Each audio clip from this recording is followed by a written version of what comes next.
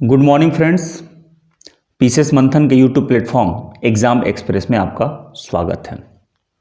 रोज की तरह आज फिर मैं हाजिर हूँ कुछ बेहद ही महत्वपूर्ण सुर्खियों को लेकर के। देखा जाएगा कि उससे क्या प्रश्न बन सकते हैं।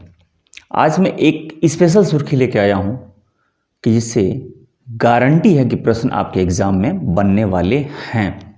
ठीक है, तो इग्नोर मत कीजिएगा, वीडियो पूरा देखिएगा और लाइन बाय लाइन जो मैं नोट कराऊंगा, हाईलाइट कराऊंगा, उसको नोट करते चलिएगा। ठीक है, और फिर वही बात कि अगर पीसीएस मंथन के किसी भी कोर्स से आप जुड़ना चाहते हैं तो डिस्क्रिप्शन बॉक्स में टेलीग्राम का लिंक है, पीसीएस मंथन आप सर्च कीजिएगा, वहाँ जाइएगा। सब कुछ यहाँ मुझे बताने की ज़रूरत नहीं है, वहाँ आपको सब कुछ मिलेगा। ठीक है, तो चलिए आज देखा जाए कि कौन सा टॉपिक ऐसा है जो सुर्खी बना है। तो नीति आयोग के राजकोषीय स्वास्थ्य सूचकांक 2025 के उद्घाटन संस्करण में कौन सा राज्य शीर्ष पर है। दूसरा, माइकल मॉर्टिन को 23 जनवरी 2025 को दूसरी बार किस देश का प्रधानमंत्री चुना गया है। और आखिरी, प्रौद्योगिकी संवाद के पहले संस्करण का उद्घाटन कहाँ किया गया है। तो लाइन बाय लाइन करके हम लोग इसका विश्लेषण करेंगे। तो देखिए, नीति आयोग के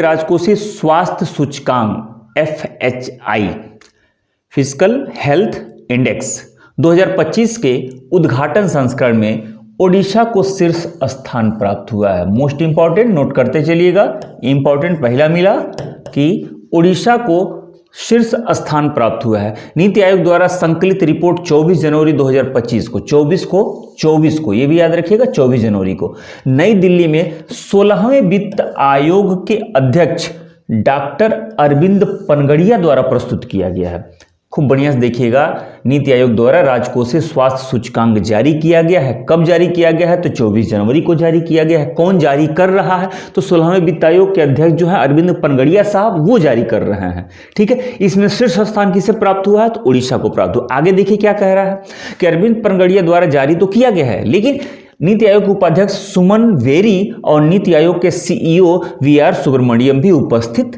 थे। ठीक है, ये दो लोग भी उपस्थित थे, लेकिन जारी कौन किया? अरविंद पनगड़िया साहब ने जारी किया है। ठीक, आगे देखा जाए, नीति आयोग की जो रिपोर्ट है 22-23 वित्तीय वर्ष के आधार पर जारी किया गया, यानी कि भारत के इसमें 18 प्रमुख राज्यों के राजकोषीय स्वास्थ्य का आकलन करती है। आधार वर्ष क्या है ये भी याद रखिएगा, 2022-23 कितने राज्य को शामिल किया गया है? तो 18 राज्यों को शामिल किया गया है। सुधार के क्षेत्रों की पहचान करते हुए इन राज्यों को सर्वोत्तम प्रथाओं पर बढ़ावा देती है। रिपोर्ट में समग्र सूचकांक के माध्यम से प्रत्येक राज्य के राजकोषीय स्वास्थ्य का वस्तुनिष्ठ मूल्यांकन किया गया है, जिसमें सर्वोत्तम प्रथाओं के आधार पर तुलना और बेंचमार्किंग की सुविधा मिलती है। आगे देखा जाए, नीति आयोग के राजकोषीय स्वास्थ्य सूचकांक 2025 की संरचना क्या है। तो देखिएगा, इसमें 18 प्रमुख राज्य शामिल किए। इससे पहले मैंने बता चुका है, जो देश के सार्वजनिक व्यय का लगभग 2/3 और कुल राजस्व का 1/3 योगदान देते हैं। ठीक, सूचकांक में 22-23 वित्तीय वर्ष को आधार माना गया है, ये भी मैंने बता दिया है। ठीक, राजकोषीय स्वास्थ्य सूचकांक में 5 उप सूचकांकों को शामिल किया गया है। कौन कौन? व्यय की गुणवत्ता, राजस्व जुटाना, राजकोषीय विवेक, ऋण सूचकांक और ऋण स्थिरता। ये 5, ये भी नोट कर लीजिएगा। आपके जो डिटेल प्रश्न होते हैं, कथन कार्ड के प्रश्न होते हैं, मिलान वाले प्रश्न होते हैं, ठीक है, उसमें ये प्रश्न पूछे जाएंगे। तो 5 उप सूचकांक शामिल किया गया है। इस सूचकांक में 9 छोटे छोटे उप सूचकांक भी डाले गए हैं, जिसके अभाव सूचकांक और सुधार सूचकांक में वर्गीकृत किया गया है। प्रदर्शन के आधार पर राज्यों को 4 समूहों में बांटा गया है। ये वेरी इंपॉर्टेंट, प्रदर्शन के आधार पे जो 18 राज्य शामिल किए गए हैं, इन्हें 4 समूहों में बांटा गया है। राजकोषीय स्वास्थ्य सूचकांक ने 22-23 के आधार पर, इनके प्रदर्शन के आधार पर 18 राज्यों को अचीवर्स, फ्रंटनर, परफॉर्मर और एस्पिरेशनल के आधार भी 4 कैटेगरी बनाई गई है। अचीवर, फ्रंटनर, परफॉर्मर और एस्पिरेशनल। ठीक है, 4 समूह में बांटा गया है। तो देखिए कौन कौन है। अचीवर्स राज्य कौन कौन है? तो ओडिशा, छत्तीसगढ़, गोवा और झारखंड, गुजरात। कौन कौन? उड़ीसा, छत्तीसगढ़, गोवा, झारखंड और गुजरात। ये 5 राज्य ऐसे हैं जिन्हें अचीवर की सूची में रखा गया है। और इसी क्रम में देखिएगा इनके रैंक भी हैं, यानी कि उड़ीसा पहले स्थान पे है, दूसरे स्थान पे छत्तीसगढ़ हो जाएगा, तीसरे स्थान पे गोवा हो जाएगा, चौथे स्थान पे झारखंड हो जाएगा और 5वें स्थान पे गुजरात हो जाएगा। ठीक है। फ्रंटनर की बात किया जाएगा तो इसमें महाराष्ट्र, यानी कि ये कुल ओवरऑल की बात किया तो छठे स्थान पे हो जाएगा। दूसरे इस कैटेगरी के दूसरे स्थान पर उत्तर प्रदेश है, लेकिन ओवरऑल की बात किया जाएगा तो 7वें स्थान पर हो जाएगा। फिर तेलंगाना ओवरऑल में ये 8वें हो जाएगा, मध्य प्रदेश ओवरऑल ये 9वां हो जाएगा और कर्नाटक ओवरऑल ये 10वें स्थान पर हो जाएगा। परफॉर्मर में तमिलनाडु, इसी तरह से मिला लीजिएगा, तमिलनाडु है, राजस्थान है, बिहार है, हरियाणा है। एस्पिरेशनल में केरल है, पश्चिम बंगाल है, आंध्र प्रदेश है और पंजाब है। ये कुल 18 राज्य की एक कैटेगरी बनी हुई है जिसमें अचीवर, फ्रंटर, परफॉर्मर और एस्पिरेशनल ये ग्रुप बना दिए गए हैं। ठीक है। चलिए, जो अगली सुर्खी हमने रखी थी, माइकल मॉर्टिन 23 जनवरी 2025 को दूसरी बार आयरलैंड गणराज्य के, जिसे ताओसिच, आयरिश भाषा में ताओसिच कहा जाता है। ठीक है। आयरलैंड गणराज्य के प्रधानमंत्री चुने गए हैं, कमी में दूसरी बार। वह 2020 से 22 तक भी आयरलैंड के प्रधानमंत्री रह चुके हैं, इससे पहले भी रह चुके हैं। आयरलैंड की संसद के निचले सदन, जिसे डेल कहा जाता है, आयरलैंड 2 सदनात्मक व्यवस्था है आयरलैंड में, उसके निचले सदन को डेल कहा जाता है। डेल के सदस्य ने फियाना फेल राजनीतिक पार्टी, इनकी पार्टी का नाम है फियाना फेल राजनीतिक पार्टी, के नेता माइकल मॉर्टिन के समर्थन में 95 और विपक्ष में कुल 76 वोट किए। ठीक है। अब देखिए, संसदीय चुनाव और सरकार का गठन कैसे हुआ। आयरलैंड एक संसदीय लोकतंत्र है जहां कार्यकारी शक्ति प्रधानमंत्री के नेतृत्व वाली कैबिनेट में निहित होती है। प्रधानमंत्री संसद के निचले सदन डेल के प्रति उत्तरदायी होता है। निचला सदन कौन है? डेल, अभी मैंने बताया थोड़ी देर पहले। आयरलैंड की संसद को ओइरेटॉस, खूब बढ़िया देखिएगा, आयरलैंड की संसद को किस नाम से जाना जाता है? ओइरेटॉस के नाम से भी जाना जाता है और यह द्विसदनीय है। संसद के ऊपरी सदन को एरेन कहा जाता है, एरेन इंग्लिश में सीनेट जिसे कहा जाता है, एरेन कहा जाता है, और निचले सदन को डेल कहा जाता है। डेल के 174 सदस्य, डेल में कुल कितने सदस्य हैं? जैसे अपने यहाँ इंडिया में कितने हैं आपको पता ही होगा, 543। तो डेल के 174 सदस्यों जो कि लोगों के द्वारा चुने जाते हैं 5 साल के लिए, और ये सदस्य फिर जाके प्रधानमंत्री का चुनाव करते हैं। ठीक। 34वें डेल के गठन के लिए 29 नवंबर 2024 को चुनाव हुआ था, जिसमें 59.7% लोगों ने मतदान किया, जो पिछले एक सदी में सबसे ज्यादा, एक सदी से ज्यादा में सबसे कम था। माइकल मॉर्टिन की फियाना फेल पार्टी ने 48 सीटें और उसके जो सहयोगी हैं फाइनगेल, उन्हें 38 सीटें, यानी गठबंधन की सरकार है। गठबंधन ने 86 सीटें हासिल की, जबकि सरकार बनाने के लिए कितनी चाहिए थी? 88 है। फिर सहयोगी निर्दलीयों को लेकर के इन्होंने सरकार बनाई। वर्तमान सरकार में माइकल मॉर्टिन प्रधानमंत्री हैं, ठीक है, बने हैं, और साइमन हैरिस, ये भी याद रखिएगा, साइमन हैरिस उप प्रधानमंत्री हैं। ठीक है। माइकल मॉर्टिन प्रधानमंत्री बन गए हैं और साइमन हैरिस उप प्रधानमंत्री बने हुए हैं। माइकल हैरिस 2027 में आयरलैंड के प्रधानमंत्री के रूप में माइकल मॉर्टिन की जगह लेंगे, ये ऐसी उम्मीद है। ठीक है।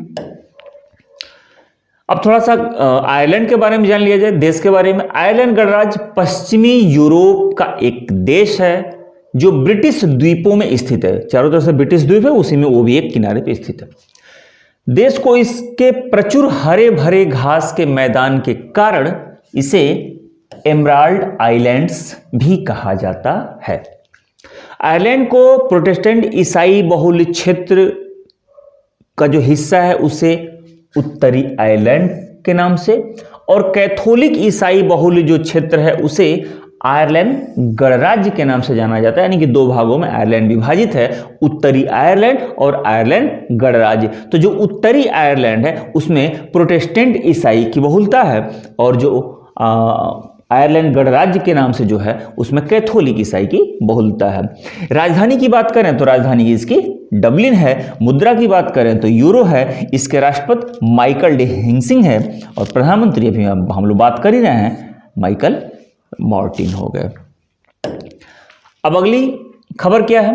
प्रौद्योगिकी संवाद के पहले संस्करण, इंपॉर्टेंट, पहले संस्करण, ये भी पहला संस्करण है। पहले संस्करण का उद्घाटन कब हो रहा है? तो 24 जनवरी 2025 को। कहां हो रहा है? तो भारतीय विज्ञान संस्थान बेंगलुरु में। ठीक है, बेंगलुरु कहां है? कर्नाटक में।